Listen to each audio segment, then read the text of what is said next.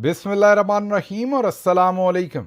18 जुलाई पाकिस्तान में हफ्ते की दोपहर आसिम मुनीर्स डिफेक्टो फॉर्म 47 मिलिट्री राज डे 231। आज की अहम तरीन खबरों का आगाज़ करते हैं पाकिस्तानी मिलिट्री जर्नल्स के उस ख़तरनाक तरीन मिज़ाइल से जो उन्होंने फायर कर दिया है फजल रहमान के ऊपर। वैसे तो पाकिस्तान की तारीख में हम बहुत बार पहले भी ये पस्ती देख चुके हैं। मसलन आप सबको याद होगा कि तारीख ये बताती है कि जब भुट्टो साहब को फांसी दी गई तो उसके बाद पीटीवी से कैमराज मंगवा कर उनकी जो जस्ते खाकी था, उनकी जो लाश थी, उसकी वीडियो बनवाई गई ये चेक करने के लिए कि उनके खतने हुए थे कि नहीं। बिल्कुल इसी तरीके का या उससे कम आप ये कहिए इंटेंसिटी का या ज़्यादा का, वो फ़ैसला आप पर छोड़ते हैं, एक नया मिज़ाइल दागा गया है और आयशा गुललई, जिसे किसी ज़माने में इमरान खान के ख़िलाफ़ पाकिस्तान के मिलिट्री जर्नल्स ने इस्तेमाल किया था और अब उन्होंने फजल रहमान साहब के ऊपर इस्तेमाल किया है। ये बात अलग है कि जब आयशा गुललई को इमरान खान के ख़िलाफ़ इस्तेमाल किया गया था तो यही मौलाना फजल रहमान साहब ने उसमें से चस्के लिए थे, लेकिन आज बदकिस्मती से वही जर्नैली मिज़ाइल आप कह लें, ख़तरनाक तरीन, आपने अब्दाली, गौरी, ये सारे मिज़ाइलों के नाम तो पहले सुन ही रखे हैं, लेकिन ये गुललई जो मिज़ाइल है ये नया है जो फायर किया गया है मौलाना फजल रहमान के ऊपर। और वो बातें की गई हैं जो अमूमी तौर पर मर्द भी एक दूसरे के बारे में नहीं करते, लेकिन एक ख़ातून होकर आयशा गुललई साहबा ने वो बातें कर दी हैं जो पाकिस्तान की तारीख में शायद इस तरीके से नेशनल टेलीविज़न के ऊपर नहीं की जाती। पाकिस्तान के मिलिट्री जर्नल्स ने तकरीबन तमाम हदूदो क़यूद जो हैं वो अबूर कर दी हैं और अब खुल्लम खुल्ला बात हो रही है टेलीविज़न के ऊपर। जो इल्ज़ामात लग रहे हैं वो हम रिपीट भी नहीं कर सकते। बजाय इसके कि हम अपनी ज़ुबान से आपके सामने रखें कि उन्होंने फजल रहमान साहब को क्या कहा, आपको सुनवा देते हैं। उन्होंने मौलाना फजल रहमान के जिस्म के हिस्सों के नाम लिए, उस तरीके से लिए जो एक ख़ातून को नहीं लेने चाहिए थे। यहाँ तक कह दिया कि वो बच्चाबाजी करते हैं, मतलब कि वो हम जिन्स परस्त हैं। इससे ज़्यादा घटिया और संगीन इल्ज़ाम और क्या लगाया जा सकता था। आयशा गुललई ने क्या कहा ये पहले सुनिए। जनाब फजल रहमान, आप जालिम हैं, आप एहसान फरामोश हैं, ये बार्गेनिंग मुल्ला है। फजल रहमान, आपकी सियासत खत्म हो चुकी है। ये एक नंबर का मुनाफिक और मक्कार आदमी है। इसने जो अपने कंधे और पीठ मोटे किए हैं वो जर्नेलों के हलवे खा खा कर मोटे किए हैं। फजल रहमान, आप सफाक हैं, बच्चाबाजी के शौकीन हैं और मैं फजल रहमान को इस्लामी मौलवी नहीं मानती। इस गद्दार ने शुहदा और उनके खानदानों की कुर्बानियों की जो तौहीन की है, पूरी कौम उसकी इस हरकत पर शदीद गुस्से में है। ये जो हरकत इसने की है ये मुल्क का एक गद्दार तरीन इंसान ही कर सकता है। पूरी पाकिस्तानी कौम का मुतालबा है कि फजल रहमान को टीटीपी की सरपरस्ती करने, टीटीपी के दहशतगर्द बनाने और शुहदा और उनके खानदानों की कुर्बानियों की तौहीन पर कैदी नंबर 805 बनाया जाए। अवाम को यह भी मालूम है कि जब भी इलेक्शन नजदीक होता है तो इसकी ब्लैकमेलिंग शुरू हो जाती है। या तो इसको फॉर्म 47 वाली सीटें चाहिए होती हैं, या जमीनें चाहिए होती हैं, या कमेटी चेयरमैनशिप चाहिए होती है, या परमिट चाहिए होता है, या कमीशन चाहिए होता है। जब अपने फायदे की बात हो तो जर्नलों के साथ भी हाथ मिला लेता है, तो अमरीकी सफीर से भी हाथ मिला लेता है, बल्कि अमरीकी सफीर से कहता है कि मुझे वजीर आजम बना दो। कोई दूसरा अमरीकी सफीर से मुलाकात करता है तो उसे गद्दार कहता है, लेकिन यह खुद अमरीकी सफीर को घर बुलाता है तो उसे सियासी पेंदरा कहता है। बन्नू और वजीरिस्तान के लोग कहते हैं कि फजल रहमान और इसकी जमात के लोग खुद बच्चाबाजी के शौकीन हैं, इसलिए इनको बच्चाबाजी इस्लाम के मुताबिक नजर आती है। इमरान खान फजल रहमान को मौलाना डीजल कहता था, वो एक हकीकत थी। अवाम जानती है कि ये कभी ब्लैकमेलिंग करके डीजल के परमिट लेता है, कभी जमीनें लेता है, कभी टोल प्लाजे की मिनिस्ट्री लेता है। इसने जो अपने कंधे और पीठ मोटे किए हैं वो जर्नेलों के हलवे खा खा कर मोटे किए हैं। ये बार्गेनिंग मुल्ला है, यानी जो इसकी ज्यादा बोली लगाता है ये पेटू मौलवी उसका साथी बन जाता है। कभी जरदारी को सवारी देता है तो कभी नवाज शरीफ। मैं खुद एक इस्लामिक स्कॉलर हूं और मैं फजल रहमान को इस्लामी मौलवी नहीं मानती। सुन लिया आपने, कोई कसर छोड़ी नहीं। उन्होंने कहा कि ये जर्नैलों का हलवा खा खा कर इनके कंधे और इनकी पीठ मोटी हो चुकी है। बड़ी मेहरबानी उनकी कि उन्होंने लफ्ज़ पीठ इस्तेमाल किया, जिस तरीके की उनकी ज़ुबान है, और पीछे से जर्नल्स ने जो उन्हें टास्क दिया हुआ था वो कहीं और किस्म के अल्फाज भी इस्तेमाल कर सकती थी। मैं उनका शुक्रिया अदा करता हूँ कि फिर भी उन्होंने कुछ ख्याल रखा। उसके साथ ही साथ उन्होंने ये कहा कि वो हम जिन्स परस्त हैं, मतलब कि बच्चाबाजी करते हैं। बच्चाबाजी एक ऐसा नटोरियस ट्रेडिशन है जिसमें ये समझा जाता है कि बालिग या बड़ी उम्र के लोग एक छोटे बच्चे को साथ रखते हैं जिसका वो जिनसी तौर पर इस्तेहसाल करते हैं। बहुत सारे लोग ये इल्ज़ाम लगाते हैं कि दुनिया के कई हिस्सों में ये कल्चर है और खैबर पख्तूनख्वा के भी कई इलाकों के अंदर ये कहा जाता है कि ऐसा कल्चर है जिसमें बहुत सारे जो बड़ी बड़ी शख्सियात हैं या ऐसे लोग जो अफोर्ड कर सकते हैं या वडेरे हैं या आप कह लीजिए कि वहाँ के मलक हैं या वहाँ का कोई भी ऐसी पहुँची हुई शख्सियात हैं, वो अपने साथ बच्चे रखते हैं, नौजवान, कम उम्र नौजवान या बच्चे जिनका वो जिनसी इस्तेहसाल करते हैं। ये अब आयशा गोललई साहबा ने, और ये भी किसी आम बंदे के लिए उन्होंने नहीं कहा, डायरेक्ट ही मौलाना फजल रहमान के बारे में, जो चलें सियासत करते हैं जैसी भी करते हैं, उन्होंने एक मज़हब का लबादा तो ओढ़ रखा है ना, मतलब वो मजहबी किस्म की सियासत करते हैं या अपनी मजहबी जमात के नाम पर वो सियासत करते हैं। लेकिन आयशा गोललई ने उनके पल्ले ज़ाहिर है जर्नल्स के कहने पर कुछ नहीं छोड़ा। ये पहला मौका नहीं है, जैसे मैंने आपको बताया कि माजी में भी आयशा गोललई को इमरान खान के ऊपर छोड़ा गया था, इसी तरीके से इल्ज़ामात लगवाए गए थे। हाँ, वो अलग बात है कि उस वक्त बाकी सभी लोग इस चीज़ के चस्के ले रहे थे, इंक्लूडिंग फजल रहमान साहब। अब फजल रहमान साहब जो हैं वो काबू आए हैं और मिलिट्री जर्नल्स ने सोचा है कि हमने कोई हद छोड़नी नहीं है। जो कुछ फातिमा जना साहबा के साथ किया गया वो हम आपको पहले बता चुके हैं, बाकी कोई भी नहीं बचा। आप सबको याद होगा कि मिलिट्री जर्नल्स के लाए हुए नवाज शरीफ साहब और उनके जो इर्द गिर्द उन्होंने उस वक्त टाउट उनको दिए थे या सो कॉल्ड सियासतदान थे, उन्होंने मोहतरमा बेनज़ीर भुट्टो साहबा की जाली, नंगी, झूठी तस्वीर जो हैं वो हेलीकॉप्टर से फेंकी थी। तो जो भी गंदगी होती है उसमें कहीं ना कहीं चौधरी साहब की इन्वॉल्वमेंट ज़रूर होती है। यहाँ तो अब लोगों का तासुर है, ये जाहिर है किसी के पास कोई कागजात तो नहीं है कि आयशा गोललई को पाकिस्तान के मिलिट्री जर्नल्स ने ही भेजा है, लेकिन जब आप कड़ी से कड़ी मिलाते हैं तो आपको ये समझने में आसानी होती है कि पाकिस्तान के मिलिट्री जर्नल्स ने इस मामले के अंदर पूरा रंग भरने का फैसला किया है। मेरा एनालिसिस अभी भी वही है कि मौलाना फजल रहमान ने ये तमाम बयान मिलिट्री जर्नल्स के कहने पर दिए। अब अगर आप देखें तो मिलिट्री जर्नल्स के लोग, अगर दूसरे लोग इस मामले को भूलना भी चाहते हैं, तो मिलिट्री जर्नल्स के जो टाउट्स हैं वो बार बार फजल रहमान के ऊपर अटैक कर रहे हैं। क्यों कर रहे हैं? ताकि वो उनको हीरो बनाएं, ताकि पंजाब में और मुल्क के तूलो अर्ज में ये बताया जाए कि सिर्फ एक Imran Khan anti establishment fight नहीं कर रहा या जर्नैलों के सामने नहीं खड़ा, फजल रहमान भी जर्नैलों के सामने खड़े हो चुके हैं। अगर आप सोशल मीडिया पे जाएं तो कम से कम 5-10% लोग तो बहक गए हैं। वो कम से कम ये मानना शुरू हो गए हैं कि कहीं फजल रहमान साहब ने वाकई जर्नैलों को तो नहीं ललकार दिया। और यही जो कन्फ्यूजन है या यही जो लोगों की समझ में बात नहीं आती, इसी में से पाकिस्तान के मिलिट्री जर्नल्स असल में फ़ायदा उठाते हैं। अब अगली खबर जो है वो भी इसी से रिलेटेड है और उससे आपको अंदाज़ा होगा कि अब दूसरी पार्टी किस तरीके से रिस्पॉन्ड कर रही है। फजल रहमान साहब की पार्टी में से शाहिदा अख्तर अली साहबा ने जवाब दिया है आयशा गोललई का। मतलब एक मज़ाइल गोललई नामी जो है वो पाकिस्तान के मिलिट्री जर्नल्स ने छोड़ा, तो वापस फजल रहमान साहब की पार्टी में से भी शाहिदा अख्तर अली साहबा जो हैं उन्होंने उसका जवाब दिया। वैसे ये उन्होंने मुनासिब काम ही किया, क्योंकि कोई मर्द जवाब देता और ज़्यादा सख्त अल्फाज आयशा गोललई के लिए इस्तेमाल करता तो मामला ख़राब होता। उन्होंने भी चुन के वापस मैदान में एक खातून को उतारा और उन्हें कहा कि आप सख्त अल्फाज में आयशा गोललई को जवाब दें। उन्होंने कहा कि आयशा गोललई पहले अपनी हैसियत वाजे कर लें, वो वाजे करें कि वो मर्द हैं या औरत हैं। कभी वो मर्द बनता है, कभी औरत। इनकी गंदी जहनीत ये शो करती है कि इनके जहन में क्या लावा पक रहा है।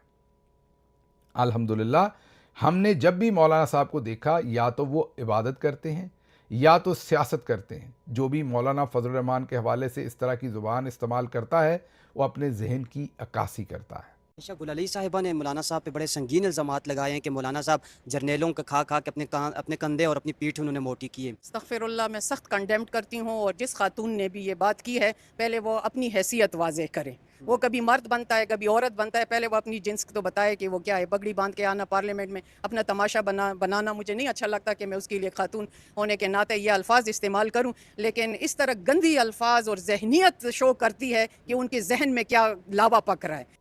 मतलब कि मामलात को बढ़ाया जा रहा है, दोनों तरफ से ताने तिशने जो हैं वो उनको ज़रा तेज़ किया जा रहा है। आगे चलते हैं।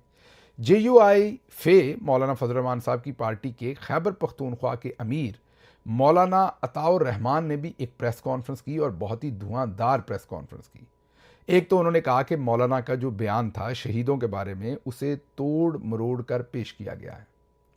उसके साथ ही साथ उन्होंने कहा कि माफ़ी मांगने की कोई वजह ही नहीं है क्योंकि मौलाना ने कोई गलत बयान नहीं दिया। उसके साथ ही साथ उन्होंने कहा कि जुर्रत है तो मौलाना के खिलाफ पर्चा दो, पता लगे कि तुम्हारे अंदर जुर्रत है।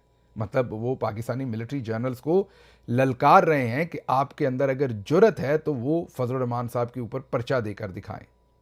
इसको भी ज़रा पेंसिल कर लीजिए, मीन अपने पास नोट कर लीजिए इनकी ये धमकी कि क्यों ये इतने कॉन्फिडेंट हैं कि पाकिस्तानी मिलिट्री जर्नल्स उन्हें पकड़कर जेल में नहीं डालेंगे जब वो इमरान खान जैसे बड़े लीडर को नहीं छोड़ रहे। या बाकी तमाम चीज़ें आपके सामने हैं। तो फजल रहमान साहब की पार्टी को इतना कॉन्फिडेंस कहाँ से है कि उनके जो सूबाई अमीर हैं खैबर पख्तूनख्वा के, वो कह रहे हैं कि जुर्रत है तो मौलाना फजल रहमान के ऊपर आप मुकदमा दर्ज करके उन्हें गिरफ्तार करके दिखाएं। आगे बढ़ते हैं। सिपा सालार सैयद आसिम मुनीर हाफिज़े कुरान है, इस मुल्क में फिर भी उन पर उंगलियां उठाते हो, तुम्हें शर्म नहीं आती? ये ताहिर अशरफी साहब लोगों को याद करवा रहे हैं कि सिपा सालार साहब जो हैं वो हाफिज़े कुरान हैं। वैसे तो आपको पता है कि इस्लामी तारीख़ में बहुत सारे ऐसे वाक़यात हैं और ख़ुसूसन कई हुक्मरान भी ऐसे हैं जो हाफ़िज़े कुरान थे, नमाज़ें भी पढ़ते थे, लेकिन सख्त तरीन जुल्म उन्होंने किए और दुनिया आज भी उन पर तोए लानत करती है। लेकिन बहरहाल ताहिर अशरफी साहब ने कहा कि कितने अरब रुपए चाहिए मैं देता हूँ, मुझे 10 बंदे दे दो इस मौत की वादी में जाने के लिए। ताहिर अशरफी साहब ये ऑफ़र कर रहे हैं कि वो अरबों रुपया देने को तैयार हैं, अगर कोई पैसे लेकर शहीद होने को तैयार है तो मेरे सामने आए। आगे बढ़ते हैं ज़रा। अब जो असल बातें हैं ये बयानात तो हो गए, लेकिन ज़रा आगे बढ़ते हैं, आपको पता चले कि असल क्या चल रहा है यहाँ पर। बन्नू और अतराफ़ में फोर्सेस की कार्रवाइयाँ, भारतीय प्रॉक्सी फितनातुल ख्वारिज के 24 दहशतगर्द हलाक। ये पाकिस्तान के मीडिया को DGISPR की तरफ से खबरें दी गईं। सिक्योरिटी फोर्सेस ने बन्नू और गिरदोनवा में कार्रवाइयों के दौरान भारतीय प्रॉक्सी फितनातुल ख्वारिज के 24 दहशतगर्द हलाक किए। असलहा और गोला बारूद भी बरामद हुआ दहशतगर्दों से, और इसके साथ साथ बेगुनाह शहरियों के कत्ल में मुलव्वस ये तमाम जो दहशतगर्द थे इन्हें मार दिया गया।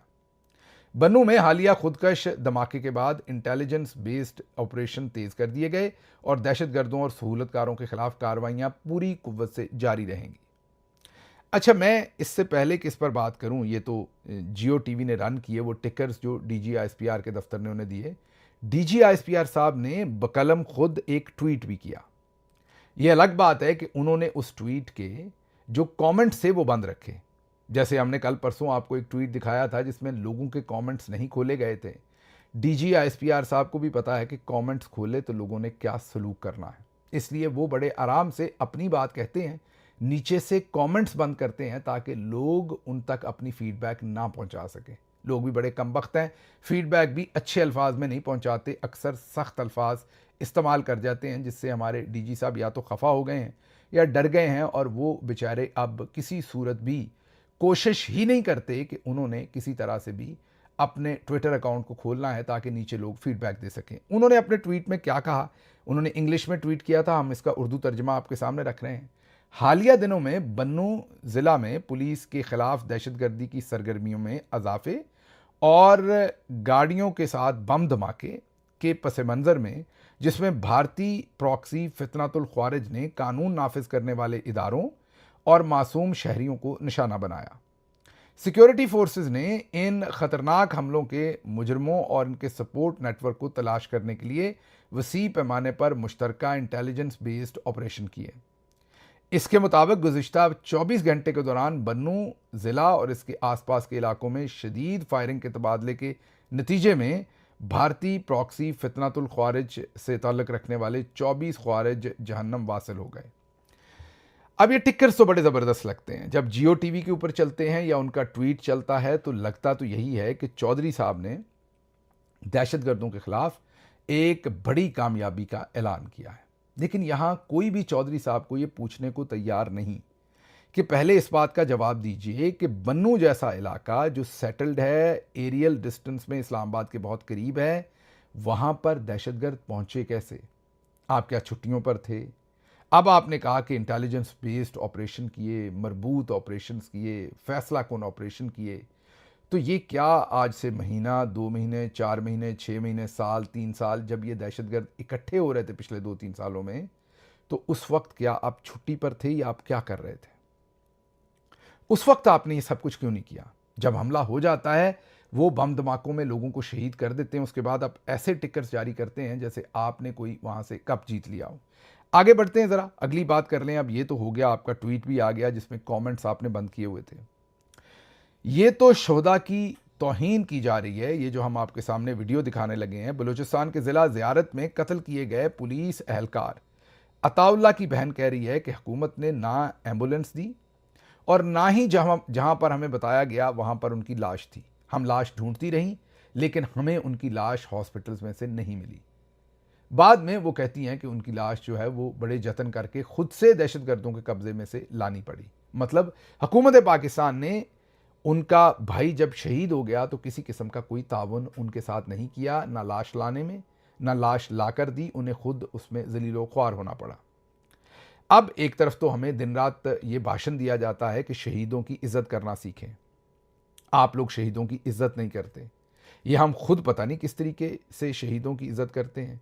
मैयत लाने वाली गाड़ी का किराया भी वो बहनें कहती हैं कि हमने खुद अदा किया। ये ज़रा सुन लीजिए वो कहती क्या है।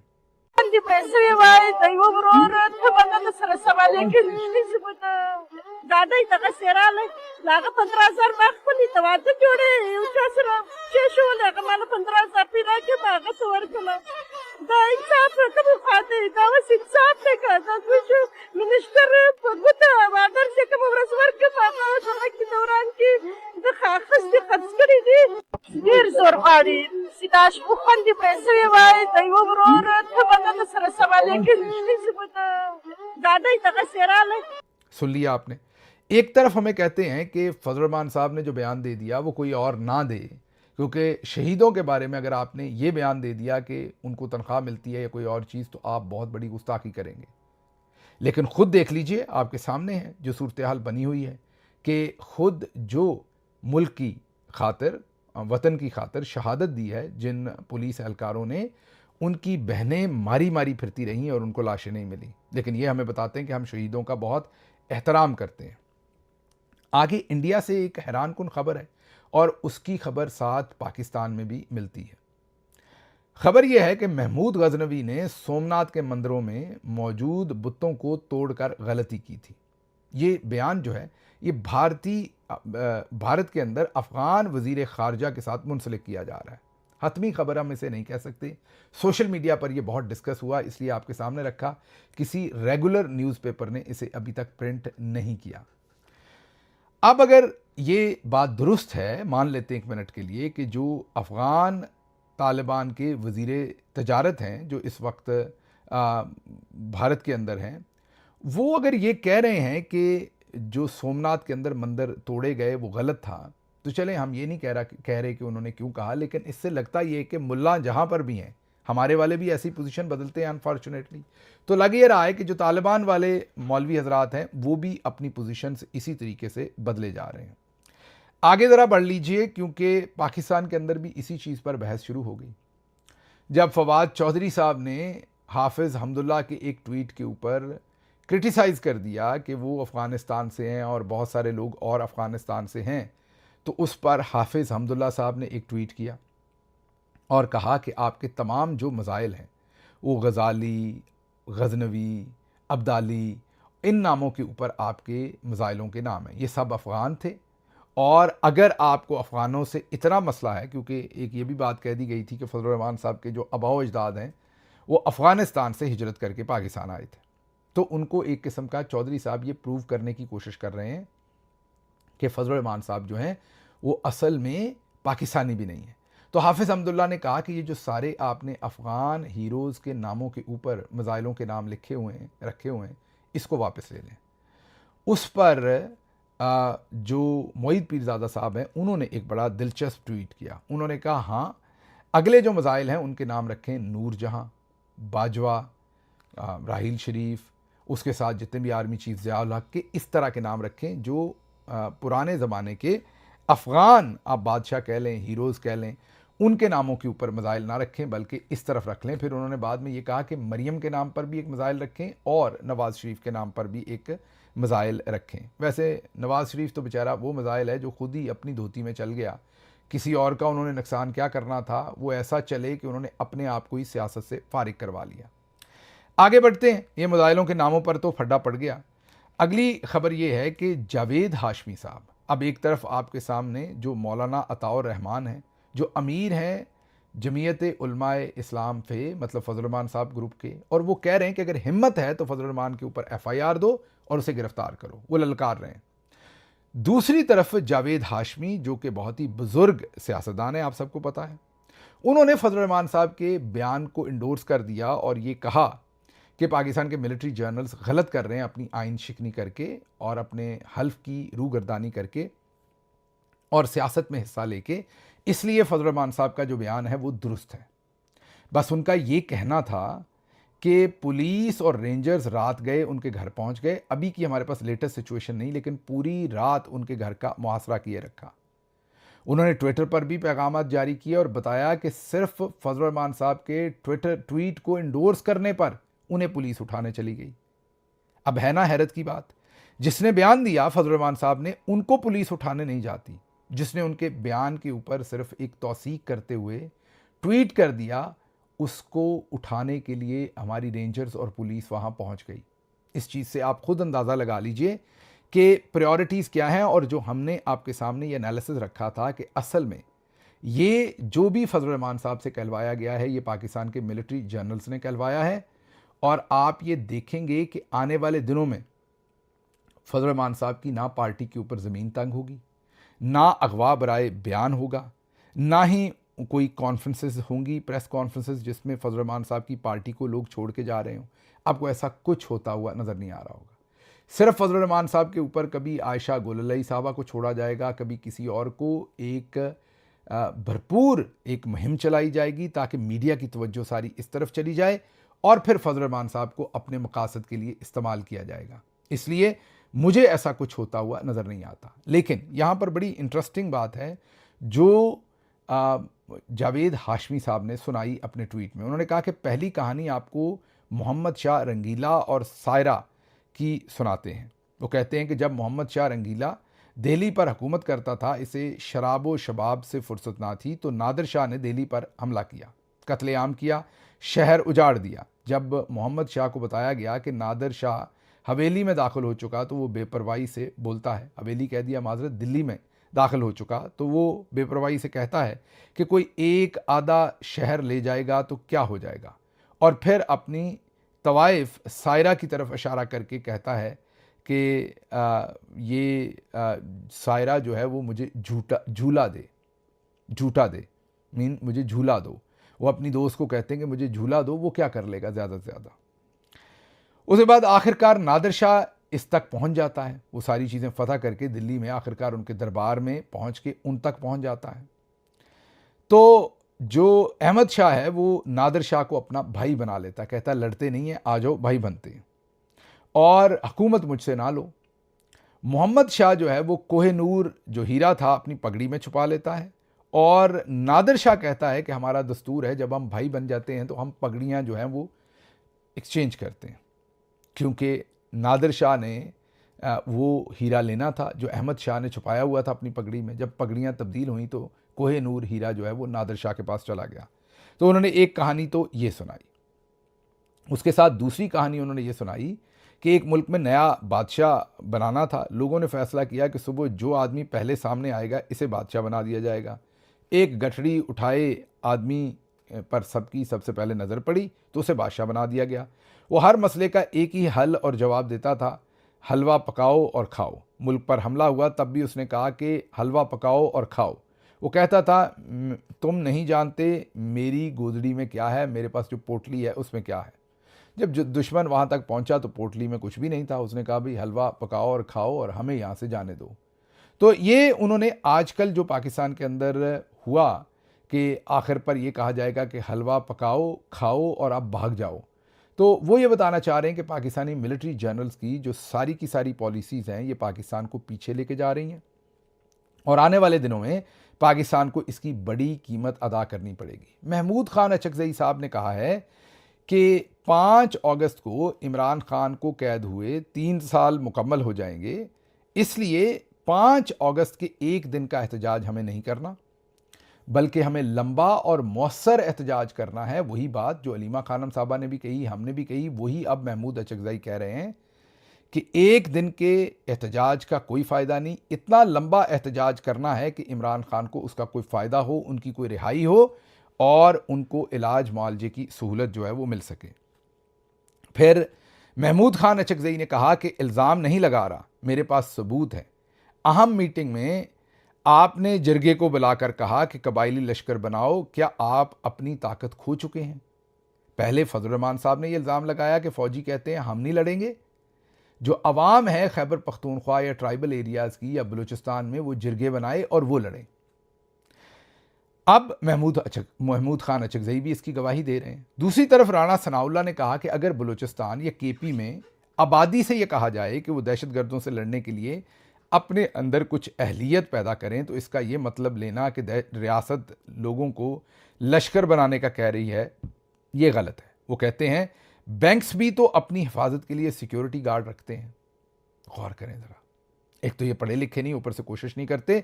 राणा सनाउल्लाह ये कह रहा है कि बैंक्स भी तो सिक्योरिटी गार्ड रखते हैं, अगर फ़ौज नहीं लड़े और अवाम अपनी तैयारी खुद करके लड़ ले तो इसमें कौन सा हर्ज है।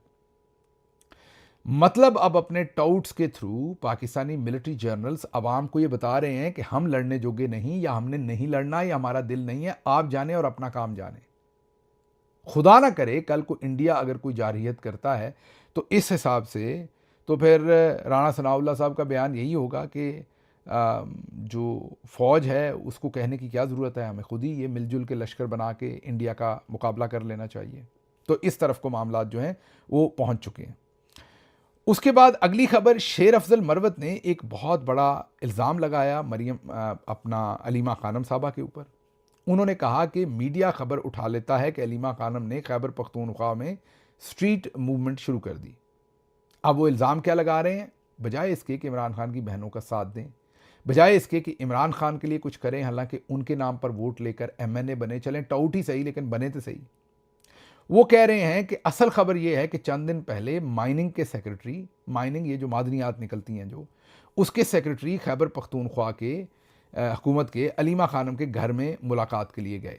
उसके बाद वो कहते हैं कि अलीमा खान चतराल गई हैं, चतराल में अलीमा खान के बेटे का माइनिंग का बिजनेस है या ठेका है, उनकी बहू भी वहीं की है। एक बार का जिक्र है कि इन्होंने नथिया गली जहाँ पर गवर्नर हाउस है उसमें एक इन्होंने मारूफ जो आर्किटेक्ट हैं अलीमा खानम साहबा पे इल्ज़ाम लगा रहे हैं कि उनसे कहा, अलीमा खानम साहबा ने गंडापुर को कहा कि वो जो मारूफ आर्किटेक्ट हैं उनसे ज़रा गवर्नर हाउस की तज़ीन व आराइश करवा लो। उन्होंने उसका बिल 45 करोड़ रुपए मांगा, जिसके बाद गंडापुर ने कहा कि नहीं, मैं ये नहीं कर सकता। तो अब बजाय इसके कि इमरान खान की बहनों का साथ दें, शेर अफजल मरवत साहब जो हैं वो सीधा सीधा इमरान खान की बहनों के ऊपर हमला आवर हो रहे हैं। हालांकि मैंने जैसे कहा कि वोट उनके पास आज भी इमरान खान का है, लेकिन उनको इस चीज़ का कोई असर और फिक्र नहीं है। आखिरी खबर दे दें, सरदार तनवीर इलियास ने आज़ाद कश्मीर में, ये साबिक वज़ीर आज़म है आज़ाद कश्मीर के, इन्होंने मुतालबा किया है कि कश्मीर में फ़ौजी ऑपरेशन किया जाए। अब ये इस मुतालबे पर कैसे पहुँचे? इसलिए पहुँचे कि सरदार तनवीर इलियास ने कश्मीर में 4 हलकों से इलेक्शन लड़ने का ऐलान कर रखा है। वो कहते हैं एक में तो जीतेंगे। दूसरी जानब आज उनको अपने आबाई हलके में अवाम ने दाखिल होने से रोक दिया, वहाँ फायरिंग हुई और शायद एक शख्स जहाँ भाग भी हो गया। मतलब वो अपने इलाके में दाखिल नहीं हो पा रहे, अवाम जो है वो मज़ाहमत कर रही है कि आपने अपने इलाके के अंदर भी नहीं आना। तो कश्मीर के अंदर हालात इतने ख़राब हैं कि ना पीपल्स पार्टी अपनी कैंपेन कर पा रही है और ना ही मुस्लिम लीग नवाज़। बाकी बातें तो आप छोड़ दीजिए। बहरहाल आज ज़रा तबीयत थोड़ी सी नासाज है, इसलिए वीलॉग के अंदर एनर्जी आपको कम नज़र आई होगी। मेरा ख्याल एक आध दिन ऐसे ही गला ख़राब है, कुछ बुखार है, तो आपको गुजारा करना पड़ेगा एक दिन और, शायद उसमें तवानाई थोड़ी कम होगी। मीन जो बहुत ही ज़्यादा आप ये कह लीजिए कि एक पूरे ज़ोर से वीलॉग होता है वो ये नहीं है। आपसे माज़रत, मुझे यहाँ से इजाज़त दीजिए। अल्लाह आपका हामी और नासिर हो। पाकिस्तान जिंदाबाद।